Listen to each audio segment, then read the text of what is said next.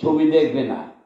500 টাকার সঙ্গে কিন্তু আরো 200 টাকা অ্যাড হয় ছবি দেখতে গেলে, খরচ আসা যাওয়া। ওরা ইচ্ছা করে বাড়িয়েছে যেন আমাদের ছবিগুলো না দেখে এবং দর্শকদেরকে না জানিয়ে, আমাদেরকে না জেনে দুটো শো আরম্ভ করে, যে শোগুলিকে দর্শকরা জানে না। এই জন্য ছবিগুলো সেল না হোক এটা চাই।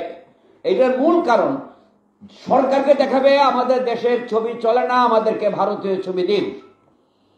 একদম এটি সত্য যে ভারতীয় ছবি আর ইংলিশ ছবিতে ওদের কিছু হবে না। ভারতীয় ছবিগুলো যেন এই দেশে আসে, ওরা দেখাবে যে এগুলি চলে না, আমাদেরকে দেন, নয়তো হল শেষ, ভেঙে ফেলেন সিনেমা হল। আমাদের প্রযোজকরা ওরা ভাঙতে পারবে না, লিখিত আছে যে সিনেমা হল আপনারা ভাঙতে পারবে না, আমার প্রযোজকরা ছবি করবে না। আমার প্রযোজকের 1-2 লক্ষ 80 লক্ষ 1 কোটি টাকা তার পকেটে থাকলে ব্যাংকে দিলে সেটার যে টাকা পাবে সেটা দিয়ে ভাত খেতে পারবে, ছবি করার দরকার নাই। কিন্তু তোমরা সিনেমা হল ভাঙতে পারবে না, দাসকর দিয়ে রাখছো ফ্রম ব্রিটিশ পিরিয়ড, এখন পর্যন্ত সেই আইন চলছে। আমরা ছবি বানাবার না, কিন্তু তোমার হল, ওই হল খালি থাকবে, ওখানে কিছু করতে পারবে না। ওরা আমাদের চলচ্চিত্রকে ধ্বংস করার জন্য, নিজেদের স্বার্থ চরিতার্থ করার জন্য এরা এইসবে লেগেছে। এখন আমাদের উচিত, আমরা এখানে যারা আছি, খসরু সাহেব আমাদের 18 সংগঠনের প্রধান কর্তা, আমাদেরকে উনি নিয়ে মন্ত্রী মহোদয়ের কাছে আমরা যাব। এবং শুধু মন্ত্রী মহোদয়ই না, মন্ত্রী মহোদয়কে বলে আমরা যদি প্রধানমন্ত্রীর কাছে না যাই কিছু হবে না।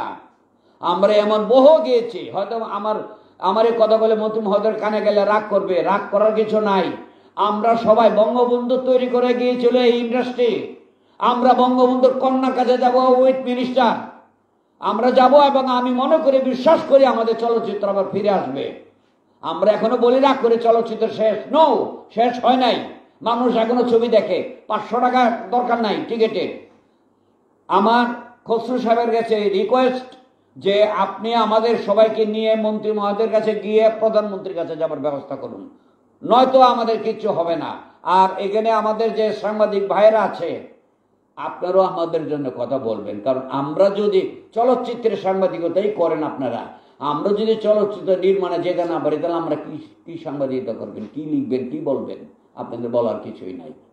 আমরা যদি থাকি তাহলে আপনারা আছেন, আর আপনারা থাকলে আমরা আছি। আমরা কিন্তু কাজ করব, আপনারা আমাদের পক্ষে বলবেন, অন্য কোথাও যাবেন না।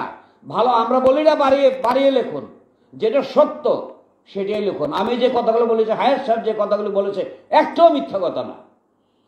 প্লিজ আপনারা ভালোভাবে সবকিছু আপনারা লিখুন। আপনারা কিন্তু বিরাট জাতির মেরুদণ্ড বলা হয় আপনাদেরকে, ওই ব্যাকবোনটা ভেঙে দিয়েন না আপনাদের। আমার আর কিছু বলার নেই, ধন্যবাদ। আমাদের মাঝে উপস্থিত আছেন তারকা শিল্পী ওমর সানী, বিশিষ্ট চলচ্চিত্র প্রযোজক অভিনেতা আতিকুর রহমান লিটন।